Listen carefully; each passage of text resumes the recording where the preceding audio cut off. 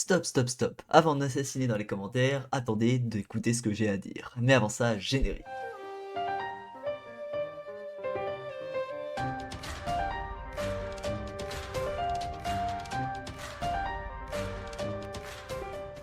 Bonjour à tous et à toutes, j'espère que vous allez bien. On se retrouve aujourd'hui pour une nouvelle vidéo et aujourd'hui on va parler du papa des mangas, c'est-à-dire celui qui a réussi à développer le manga et même les animés dans le monde entier. Oui, c'est de Dragon Ball et de Dragon Ball Z dont on va parler aujourd'hui. Nous allons parler du SJ2. Oui, on a tous eu ce petit frisson quand on a vu cet oiseau s'envoler. Quand on a vu ce pétage de câble de Gohan, bien évidemment qu'on a tous kiffé ce moment, mais aujourd'hui, je vais venir le critiquer. Oui, ça va être dur, oui, je vais mettre des gens à dos, mais attendez que je dise mes propos, parce que pour moi, le SCJ2 est la pire des transformations, et je vais vous expliquer pourquoi. Oui, oui, oui, je le sens, je vais mettre des gens à dos, là. Alors, avant de parler du SCJ2 en tant que tel, nous devons reprendre en gros l'initiation, en gros le début de Dragon Ball Z, et du coup, quand Gohan apparaît dans le manga Dragon Ball. On nous vend un Gohan qui est le fils de Goku, mais qui, contrairement à lui, est du coup un Saiyan métis ou un Saiyan de sang mêlé, qui a du coup le sang de Terrien et le sang de Saiyan. La particularité de ce Saiyan, c'est qu'il a une puissance du coup phénoménale, mais que celui-ci n'a pas forcément l'orgueil et l'envie de se battre, comme les autres Saiyans qui eux cherchent toujours à devenir plus puissants, à être orgueilleux, à toujours vouloir se battre. Nous avons donc un Gohan qui, dès son plus jeune âge, rien qu'à l'apparition de Raditz, nous montre qu'il n'a pas envie de se battre. Il est au plus faible, c'est juste un gamin capricieux. À ce moment-là, Gohan, et je le répéterai plusieurs fois durant cette vidéo, n'a pas l'intention de se battre. On a un Gohan qui est un enfant gâteux et qui ne se bat que par nécessité. Ici, il voit un danger chez son père adoré et tout ce qu'il veut faire, c'est le défendre. Et c'est là que sa rage va venir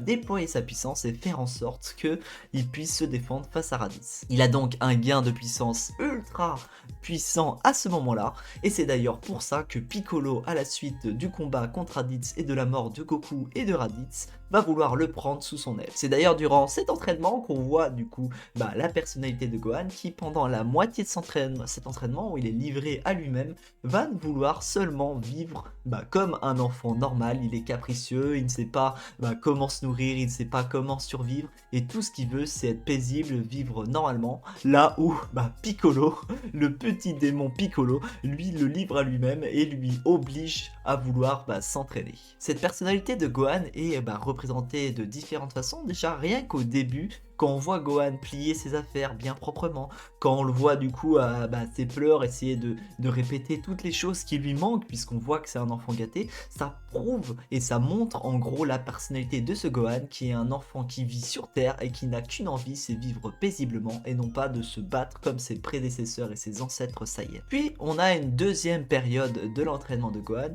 où on voit un Gohan qui a commencé à s'habituer à la vie dans la nature, qui essaye de survivre comme il peut, mais qui malgré tout, on peut le voir avec le dinosaure, même s'il lui coupe la queue régulièrement, il l'a laissé en vie.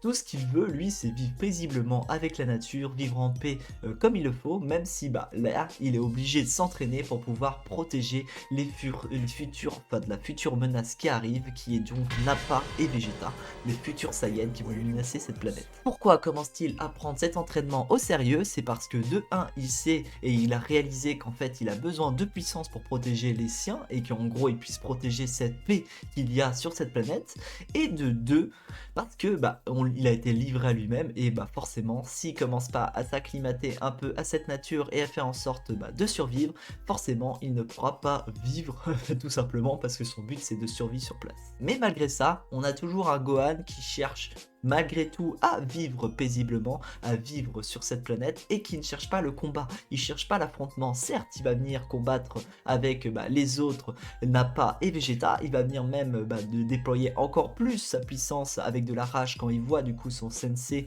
et son père adoptif, on va dire Piccolo, mourir devant lui, et en gros c'est là où Gohan va déployer toute sa puissance. Et encore une fois, c'est par nécessité qu'il vient se battre. On voit un Gohan qui ne se bat pas non pas parce qu'il a envie de se battre, il a envie de combattre des adversaires de plus en plus forts, contrairement à Goku qu'on voit arriver et qui est content de ce combat contre Vegeta, qui est content d'avoir quelqu'un d'aussi puissant contre lui, mais bien un Gohan qui se bat seulement par nécessité. En plus de ça, pendant cet arc Saiyan, on voit un Gohan qui a un aspect de sa personnalité qui surgit encore plus, c'est la peur. Ce Gohan est pleurnichard, il a peur de ne pas être assez puissant, de ne pas avoir la puissance et le courage de défendre les siens, là où un Goku qui lui est inférieur à Vegeta à ce stade de l'œuvre, lui n'a pas peur de combattre Vegeta, mais au contraire est content de combattre quelqu'un de plus puissant que lui, parce qu'il lui permettra de devenir encore plus puissant. C'est là où on peut comparer les Saiyans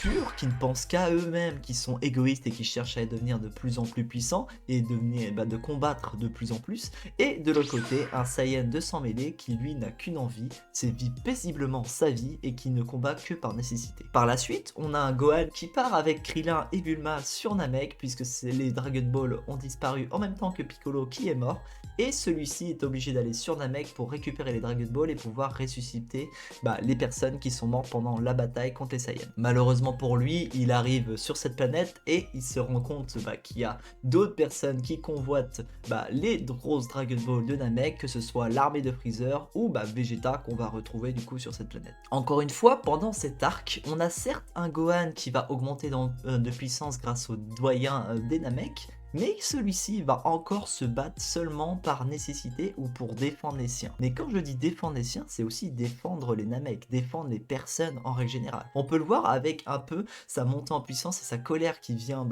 venir surgir quand on a du coup l'armée de Freezer qui va venir décimer un village entier de Namek, et Gohan fou de rage veut les défendre. À ce moment là, Gohan se bat encore pour défendre des personnes, pour essayer de défendre le bien. C'est un peu la justice qui va venir régner, et ce nouveau sentiment de justice qui va régner en Gohan, et on en reviendra par la suite sur ce sentiment de justice de Gohan. Mais une fois de plus, ce n'est pas pour le combat qu'il vient se battre, mais vraiment pour venir défendre ses convictions et essayer de défendre les siens. Quand on démarre l'arc des cyborgs, la mentalité de Gohan n'a pas beaucoup changé. Celui-ci s'est remis à étudier, ne s'est pas forcément entraîné, puisque son père n'était pas là et était présumé mort, et celui-ci n'a qu'une envie, c'est vivre paisiblement sur la planète Terre, sans forcément avoir besoin de se battre. Il n'y a aucune nécessité de se battre, donc le Gohan reste à son niveau. Même si celui-ci va accompagner la Z-Team pendant ses combats avec les cyborgs, il reste un combattant parmi les autres et va se battre justement juste pour défendre la planète, puisqu'il sait qu'une nouvelle menace arrive. Sauf que malheureusement pour lui, les choses vont dégénérer, il ne va pas y avoir que C17, C18, le Docteur Gero qui vont arriver,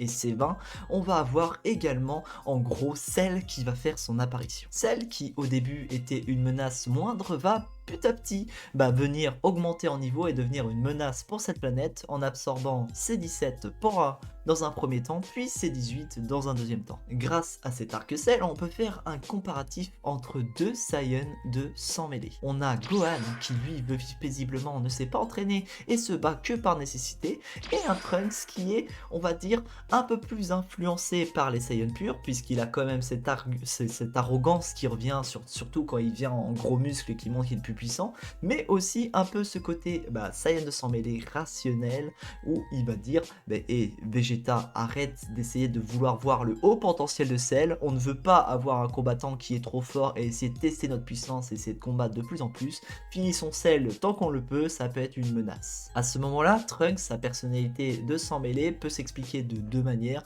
De 1 parce que c'est un sang mêlé, mais de 2 surtout parce qu'il a vécu un futur où C17 et C18 ont tout détruit chez lui, où il a perdu tous les siens, et peut-être que ce côté rationnel est revenu à la charge. Là où à la base il a le sang quand même de Vegeta, le plus grand des arrogants, le plus grand des Saiyans purs, qui veut absolument être le plus puissant, être le prince des Saiyans, et on peut voir que malgré tout, Trunks arrive à avoir un aspect rationnel et que le sang ne fait pas tout. Mais malgré tout, on peut voir quand même que Trunks, surtout quand il est en face gros muscles, a un peu ce côté arrogant, même si la partie sans mêlée et rationnelle est quand même plus présente chez ce personnage. Mais ce n'est pas de Trunks dont on parle aujourd'hui, mais de Gohan. Et qu'est-ce qui se passe avec Gohan? Gohan va venir s'entraîner après Vegeta et Trunks dans la salle et l'esprit du temps.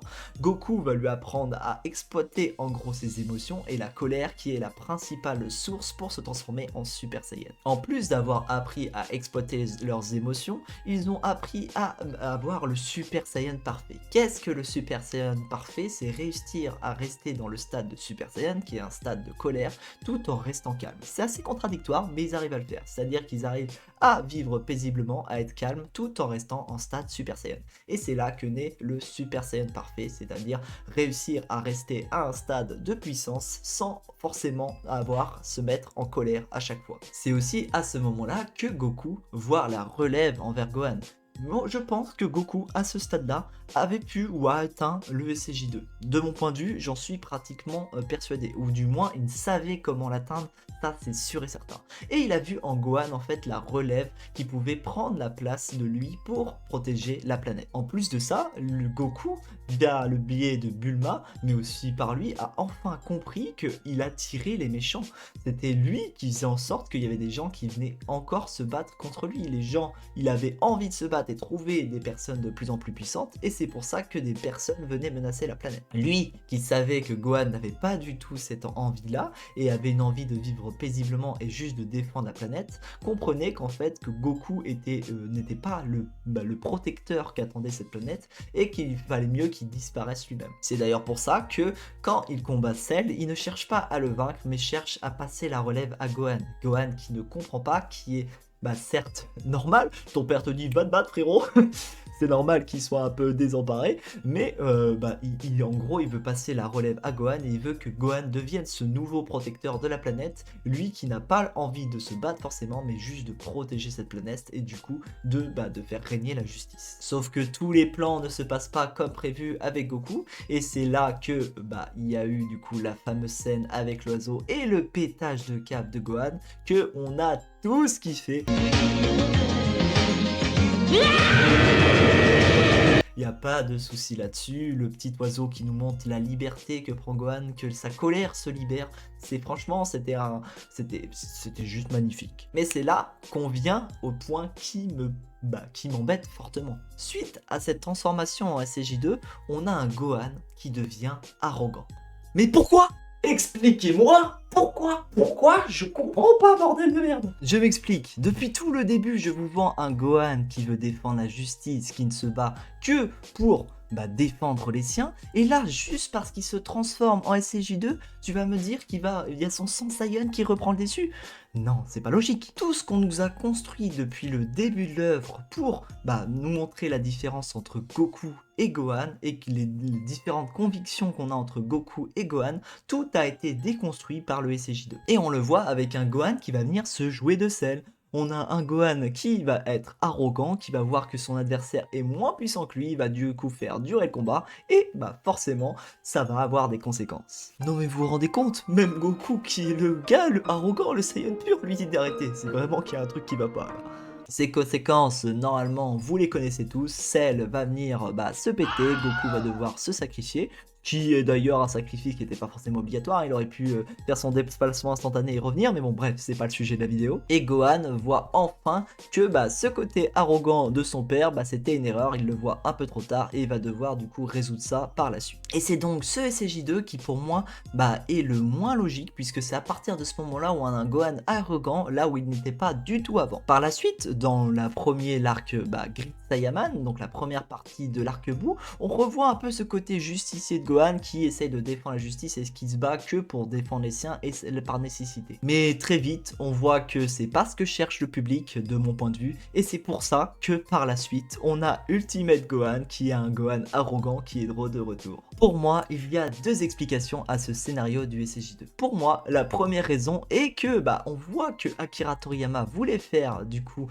prendre la relève Gohan par rapport à Goku, puisque Goku a eu son temps avant et on voulait que Gohan prenne la suite. Et quelle était la meilleure manière de faire prendre la relève de Goku de Gohan par rapport à Goku? C'était tout simplement de faire disparaître Goku et de montrer que en fait c'est c'est lui devrait disparaître et Gohan devrait prendre la relève puisque lui attire les méchants. La deuxième raison, c'est selon moi, c'était pour montrer en gros les conséquences de cette arrogance et pourquoi Goku devrait disparaître. On voit que l'arrogance Saiyan et son envie de se battre attire les méchants et peut avoir des conséquences, et là on peut pleinement voir les conséquences puisque la Terre a failli exploser à cause de cette arrogance Saiyan. Mais malgré ces explications, pour moi le SSJ2 scénaristiquement parlant vient déconstruire le personnage de Gohan et pour moi n'est pas une bonne transformation, même si j'ai kiffé comme vous cette transformation. Et bien sûr dans cette vidéo je vous ai parlé que du scénario, mais on peut parler aussi du fait que le SSJ2 d'une manière visuelle, on voit bien que Akira Toriyama avait la flemme, hein, des petits éclairs, une petite mèche, et puis voilà, on a le SSJ2, pas trop dur la transformation. Mais bref, voilà, c'est tout pour la vidéo d'aujourd'hui, j'espère qu'elle vous a plu, que si c'est le cas, pensez à liker la vidéo, à mettre dans les commentaires votre avis, essayez d'être objectif et d'être respectueux envers chacun dans les commentaires, et on se retrouve une prochaine fois pour une prochaine vidéo. Tchuss les gens.